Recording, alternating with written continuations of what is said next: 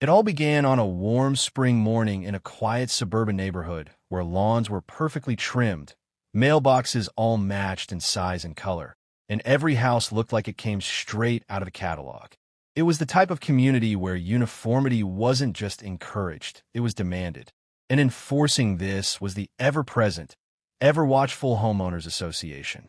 For years, the homeowner had quietly gone about their business, paying their dues, maintaining their yard, and following every rule the HOA had thrown their way. They weren't particularly fond of the association, but like most people, they accepted it as part of living in a neighborhood with shared spaces. That is, until the morning a letter arrived that would change everything. The envelope looked ordinary enough, stamped with the HOA's logo and delivered with the day's mail. But inside was a notice that felt anything but ordinary. The HOA claimed the homeowner was in violation of community guidelines for having a non-approved lawn ornament on their property, a garden gnome, tucked neatly near a flower bed by the walkway. And for that single gnome, they demanded a fine of $500. At first, it seemed like a mistake. A garden gnome? Hardly offensive, barely noticeable to anyone walking by. Yet the letter made it clear that this wasn't a warning, it was a financial penalty. $500, payable within 30 days, or additional fines and legal action would follow. The homeowner stared at the letter in disbelief. It wasn't as if their yard was overgrown or unsightly. The grass was cut, the flowers were vibrant, and the gnome itself was small, cheerful, and hardly the kind of thing that would spark outrage. Still, the HOA had declared it a violation, and they weren't backing down. At first, frustration turned to confusion. Was there really a rule against garden gnomes? The homeowner had never noticed one before. If the HOA's rule was truly enforceable, half the neighborhood would be in violation. The bylaws were long, tedious, and filled with vague wording that left plenty of room for interpretation. But the idea of a fine so outrageous over something so trivial seemed absurd. The homeowner considered ignoring the letter, but the wording was clear. Failure to comply could result in escalating fines, legal action, and even liens against their property. The HOA, as petty as it seemed, had real power, and they wielded it mercilessly. Instead of paying the fine, the homeowner decided to investigate. They dug out the HOA's governing documents, a binder of rules, regulations, and amendments that most people shoved in a drawer and forgot about. It was time to read every page, every clause, every line of fine print. If the HOA wanted to play this game, the homeowner would be ready. The deeper they read, the more inconsistencies they found. The rules regarding lawn ornaments were vague at best. There was language about unsightly items, about decorations that disrupted neighborhood uniformity, but nowhere did it specifically mention gnomes. In fact, the HOA's own newsletter from years earlier featured a photo of a different resident's front yard, with several lawn statues proudly on display. It was becoming clear that this wasn't about the gnome itself. It was about control. The HOA board, made up of a handful of self-appointed neighborhood watchdogs, seemed to pick and choose their battles at random. And this time, they had chosen the wrong homeowner to mess with. Still, the notice deadline loomed. The fine was due in less than a month, and the HOA would not hesitate to escalate. The homeowner knew they couldn't just argue in theory.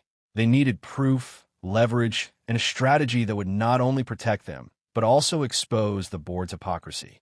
So, they began gathering evidence. They walked the neighborhood, discreetly snapping photos of other yards. Bird baths, statues, wind chimes, decorative rocks, even another gnome or two. There was no shortage of lawn ornaments scattered throughout the community. By the end of the week, the homeowner had a file full of photographs, each one a reminder that the rule wasn't just unfair, it was selectively enforced. Some neighbors were left alone, while others, like the homeowner, became targets. It painted a picture of bias, favoritism, and arbitrary decision-making. The more evidence they collected, the more confident they became. This wasn't going to be a matter of quietly paying the fine and moving on. This was an opportunity to stand up not just for themselves, but for every resident who had ever felt bullied by the HOA. The next HOA board meeting was scheduled for 2 weeks away. Normally, attendance was low. just a few members of the board and maybe one or two residents who had complaints to air. But this time, the homeowner planned to attend with a purpose. They would bring their binder of bylaws, their collection of photographs, and their determination to fight back. The fine was unfair. The rule was unclear, and the board's selective enforcement was about to be dragged into the light. As the meeting approached, tension grew. The homeowner received another letter, this one reminding them of the approaching due date for the fine. The HOA wasn't backing down. They assumed, as they always had, that residents would fold under pressure. But this time will be different. The day of the meeting finally arrived. The homeowner walked into the small community center where the board gathered every month, armed with evidence and ready to speak. The board members sat at the front, smug and confident, already assuming they had the upper hand. But they had no idea what was coming. The community center smelled faintly of coffee and cleaning supplies, the kind of neutral space meant to host everything from birthday parties to town hall arguments. On this particular evening, it was the monthly HOA board meeting, a gathering that usually drew little attention. A handful of board members sat at the front table with neatly stacked papers, clipboards, and the air of authority.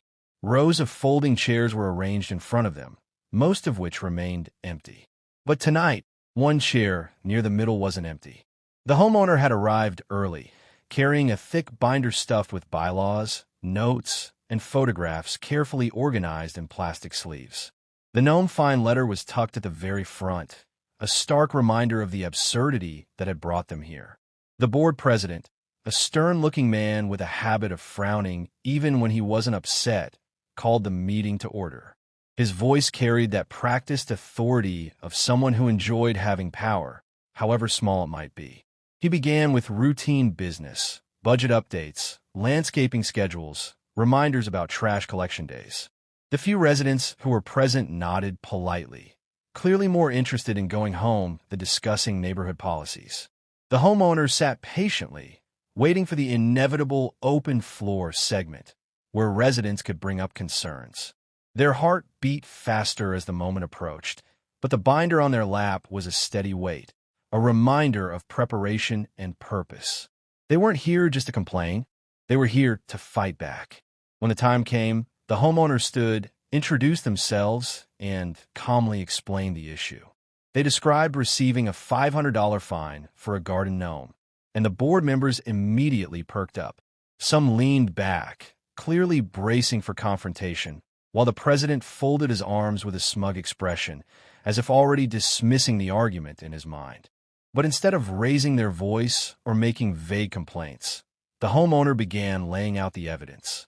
They referenced the bylaws first, pointing out the vague wording regarding unsightly items and the lack of any mention of garden gnomes. Then they pulled out the photographs, dozens of them. Each photo showed another home in the neighborhood with some sort of ornament, statue, or decorative feature. One had a large stone frog sitting by the walkway. Another had a brightly colored windmill spinning in the yard. Several had bird baths, decorative rocks, or statues of angels, deer, or children. A few even had garden gnomes, nearly identical to the one in question. The room grew noticeably quieter as the photographs were held up, one after another, proof of widespread violations that had never resulted in fines. The homeowner didn't accuse or attack.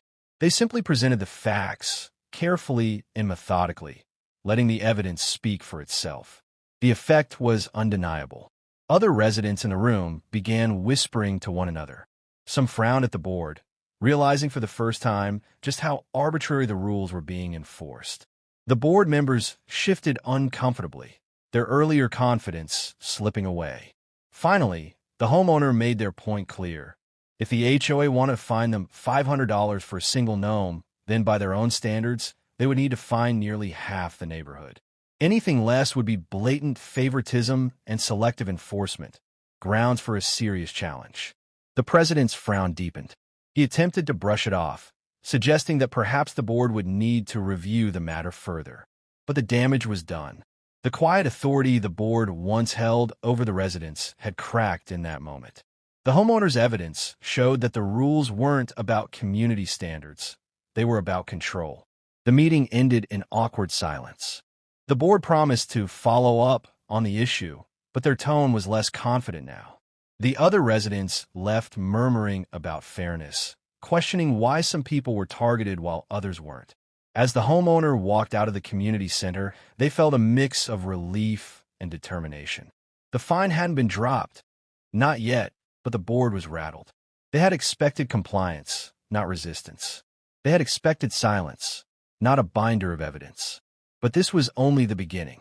The board had 2 weeks to respond, and the homeowner knew they would not go down without a fight. HOAs rarely admitted fault, and this one was no exception. The president, in particular, seemed personally invested in maintaining control. Sure enough, just a few days later, another letter arrived in the mail. This one was even sterner than the last.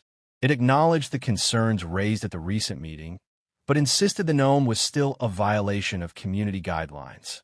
The board declared the fine would stand, and additional penalties could be imposed if it wasn't paid immediately. The homeowner read the letter with a mixture of anger and disbelief. The evidence had been clear, the hypocrisy undeniable, and yet the board doubled down. It was a classic HOA move: intimidate, threaten, and hope the resident would back down. But this time, they had underestimated the determination of the person they were up against. The homeowner wasn't going to fold. Not now, not ever. If the board wanted a battle, they were going to get one. And the homeowner had just begun preparing their next move. The letter sat on the kitchen counter like a challenge, its tone colder and more aggressive than the first. The HOA had dismissed the binder of evidence, dismissed the photographs, dismissed the hypocrisy that had been laid bare in front of the community. Instead of backing down, they had doubled down, repeating their claim that the Gnome was a violation and insisting the fine stood firm. Most people might have sighed, written a check, and moved on with their lives. That was how HOAs survived, through intimidation, persistence, and the simple fact that most homeowners didn't want to deal with conflict. But the homeowner in this case was not most people. The photographs already proved that the rule wasn't enforced equally. But it wasn't enough to just expose hypocrisy. The homeowner needed to dismantle the HOA's authority from the inside out. That meant digging deeper into the laws that governed HOAs, into the contracts that bound the board, and into the legal rights every homeowner had, even if the board pretended otherwise. The research began late at night, long after the rest of the neighborhood had gone to sleep. While porch lights flickered off one by one and dogs settled in for the evening, the glow of a laptop screen lit up the homeowner's dining room table. They sifted through state housing statutes, legal precedents, and case studies of homeowners who had gone toe-to-toe with their own HOAs. The more they read, the clearer the picture became. HOAs thrived on the perception of absolute power, but in reality, their power was limited. They could fine, they could threaten, but they were bound by the very bylaws they enforced. And those bylaws had loopholes. More importantly, state law always superseded HOA regulations. And in this case, state law clearly required that any HOA rules be enforced consistently across all members. Selective enforcement wasn't just unfair, it was illegal. The homeowner's binder grew thicker as printouts joined the collection. Pages of statutes were highlighted in bright yellow, relevant case law marked with sticky notes. The binder now held not only photos of ornaments scattered across the neighborhood, but also evidence of the HOA's own failure to abide by the law. Still, something was missing. It wasn't enough to argue from bylaws and statutes. To win this fight, the homeowner needed allies. Other residents had murmured their agreement after the last meeting, but murmurs weren't enough. What was needed was outrage, a spark that could turn quiet frustration into loud opposition. So, the homeowner began talking to neighbors. Casually at first, during morning walks, or while taking out the trash. The topic came up easily. The fine over the Gnome, the photographs of other ornaments, the board's refusal to acknowledge their hypocrisy. To the homeowner's surprise, many neighbors had their own stories, small slights, arbitrary warnings, petty fines that felt personal. One neighbor had been fined for leaving their recycling bin out too long, even though others did the same without consequence. Another had been told to move their bird feeder, despite multiple feeders visible throughout the community. The resentment was there, simmering just below the surface. All it needed was direction. Over the next 2 weeks, the homeowner organized quietly, sharing copies of their evidence with sympathetic neighbors. The photos of ornaments spread through the community like wildfire, each picture proof that the board played favorites. Conversations at mailboxes and driveways began to shift. Instead of idle chatter, residents spoke about fairness, about double standards, about whether the HOA was really serving the community or just serving itself. By the time the next board meeting approached, the homeowner had built something powerful: momentum. And this time, they wouldn't be walking into the community center alone. When the evening of the meeting arrived, the homeowner carried their now bulging binder into the room. But this time, more chairs were filled. Neighbors who had never attended a meeting before came, some carrying copies of the photos they'd been shown, others simply eager to see what would unfold. The board members looked out over the unusually large crowd, their confident expressions faltering as they realized the balance of power in the room had shifted. The president tried to proceed with business as usual, reading financial reports and committee updates. But it was clear no one cared about budgets or landscaping that night. The room buzzed with restless energy, everyone waiting for the inevitable confrontation. When the homeowners stood, the atmosphere sharpened. They didn't raise their voice. They didn't need to. Instead, they calmly laid out the next layer of evidence. The state laws requiring consistent enforcement, the case studies of HOAs that had lost lawsuits over selective fines, the statutes proving the board had overstepped its authority. They explained how the photographs, paired with these laws, didn't just make the fine unfair, it made it unenforceable. The neighbors leaned in, some nodding, others whispering in agreement. The board members shifted uncomfortably. For the first time, the authority of the HOA was being challenged not with emotion, but with irrefutable logic. And then, the homeowner dropped the final blow, a warning that if the fine wasn't rescinded, legal action would follow, not just from them, but potentially as a class action from multiple residents who had experienced similar treatment. The binder wasn't just a collection of complaints anymore. It was a case file. The room fell silent. The board promised to review the matter again, their tone less commanding, more cautious. But as the meeting ended, the whispers from neighbors grew louder. The seed of resistance had been planted, and now it was growing faster than the board could control. The homeowner walked out into the night with a new sense of determination. They had started with a single gnome and a ridiculous fine. Now they had uncovered a pattern of abuse and rallied the community around a shared cause. The board had two choices: back down or escalate. And knowing the board president, escalation was almost certain. The board president was not the kind of man who tolerated challenges. For years, he had sat at the head of the HOA table, ruling with the certainty of someone who believed the bylaws gave him near-royal authority.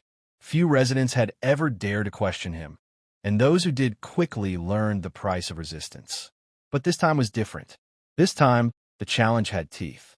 The binder of evidence, the growing crowd of neighbors at meetings, the whispers spreading through the cul-de-sacs.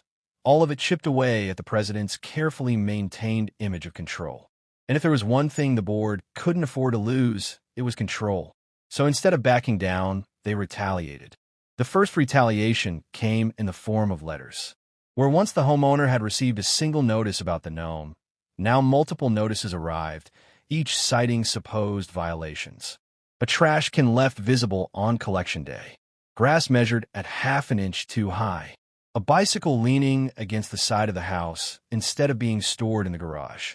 Every trivial detail became a weapon, each letter delivered with the same demand: pay the fine or face further action. At first, the homeowner felt a pang of anxiety.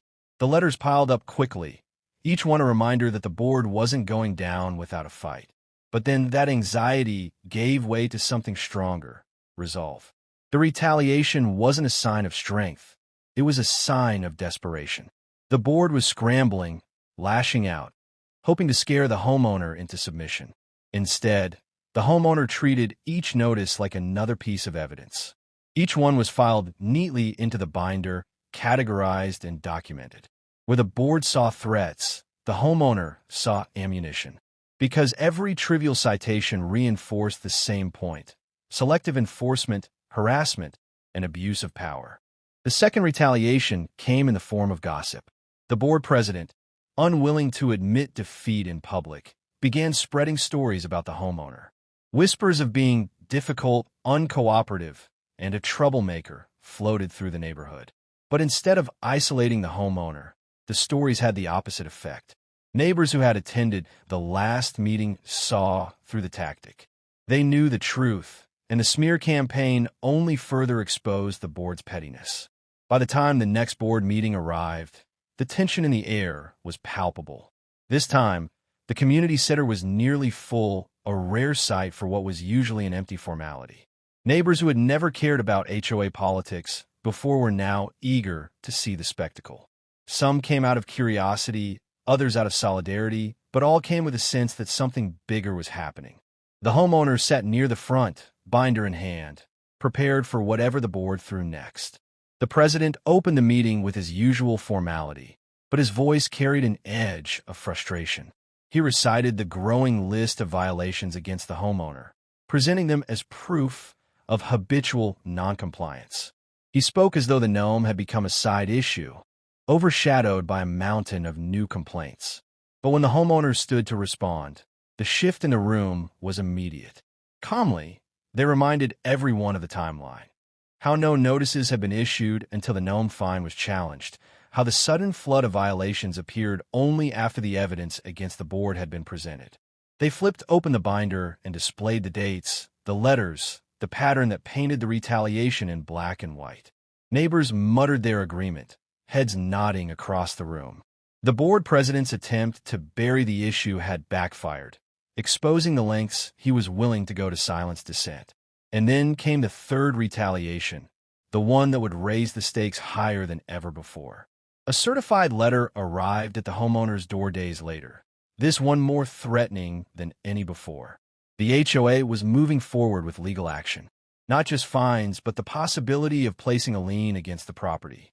If the homeowner didn't comply, they claimed they could even move toward foreclosure.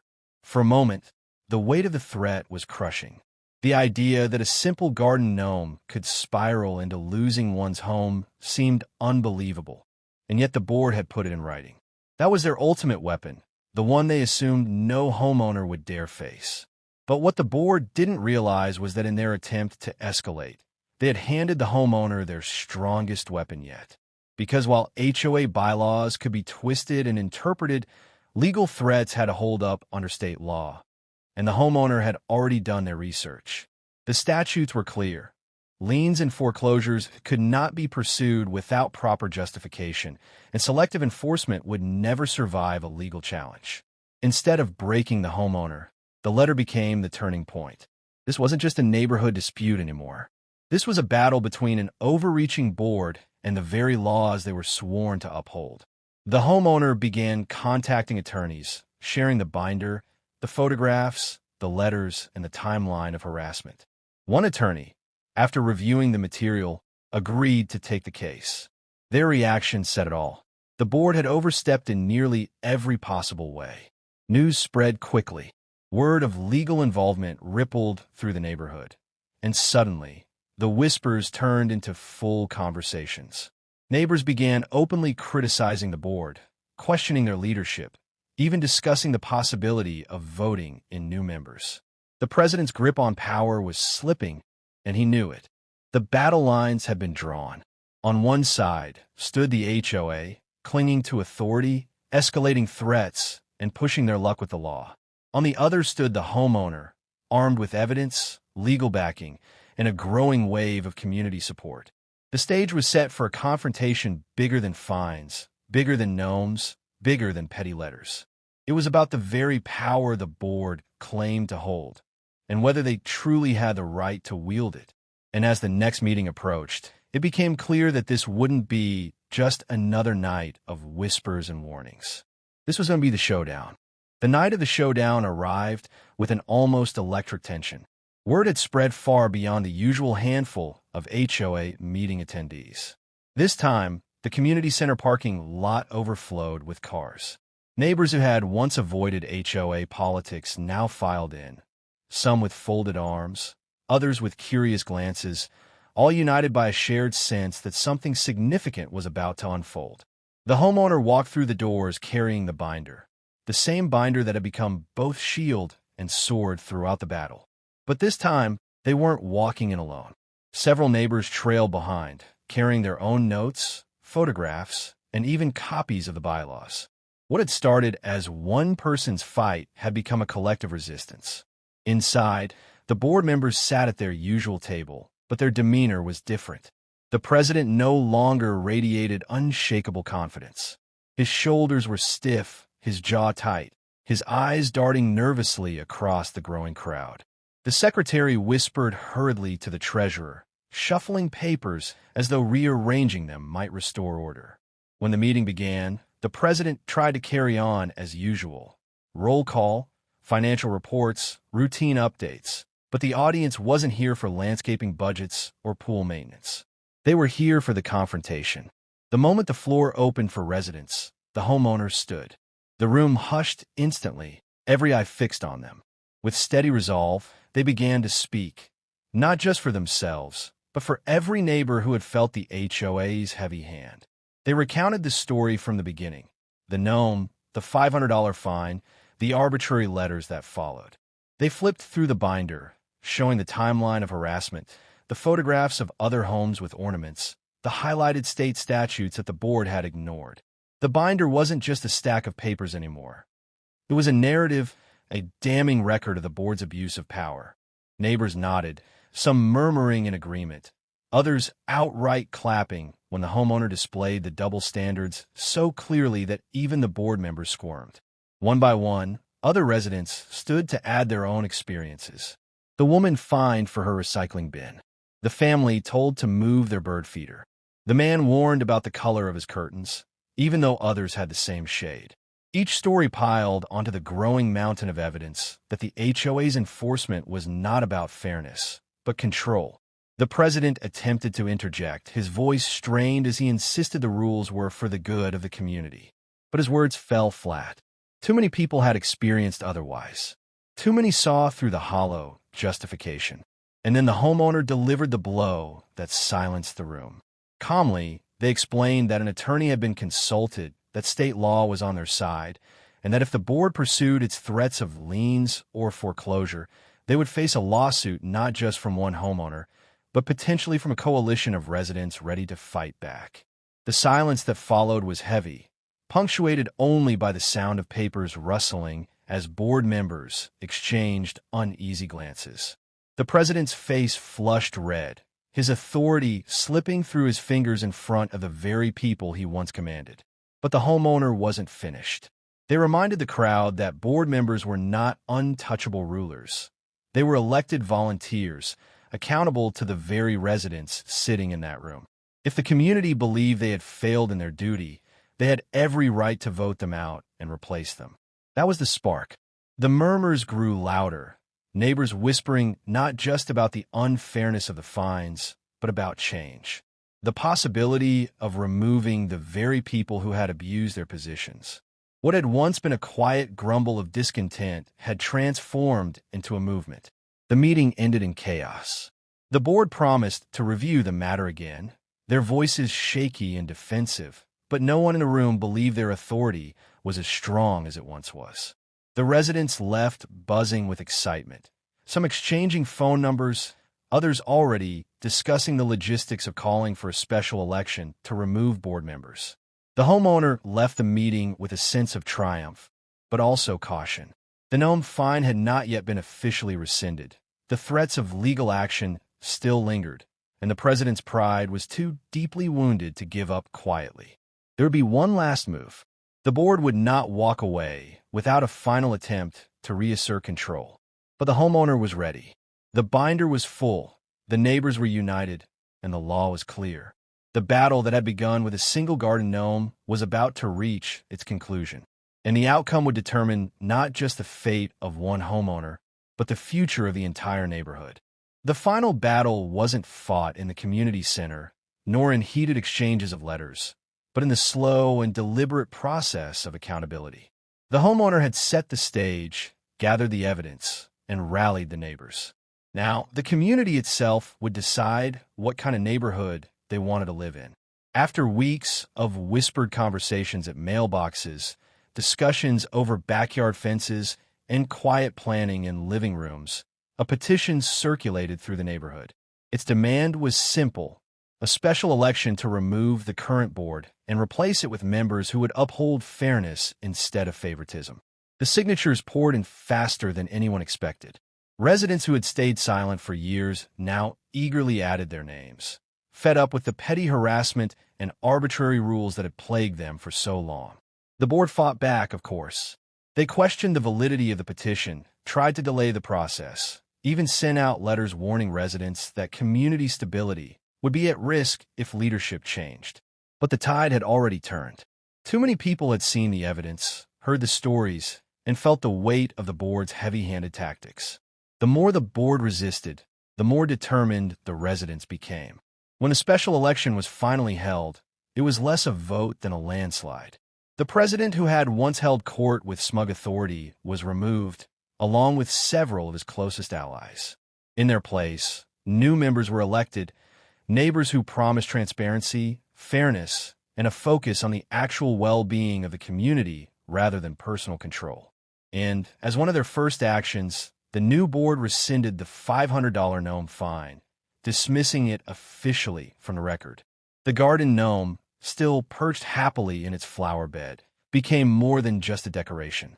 It became a symbol, a reminder of the absurdity that had sparked change and of the power one person had when they refused to back down. The retaliation letters were also declared void, deemed harassment by the old leadership. In their place came a renewed commitment to consistent enforcement applied equally to all residents. And just like that, the climate of fear that had lingered over the neighborhood began to fade.